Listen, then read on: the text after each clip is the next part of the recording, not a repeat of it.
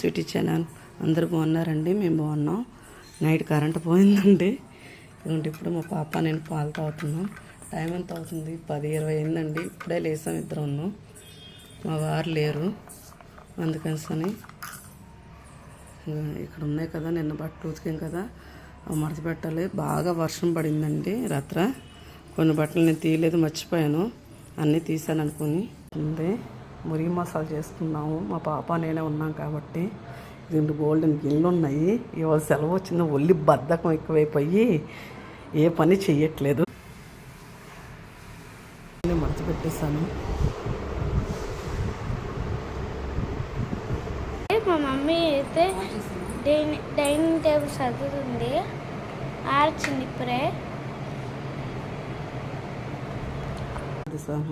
Children బెడ్రూమ్ది మాదిరిగా okay ఇచ్చారు. ఇది చెండి సబ్స్క్రైబ్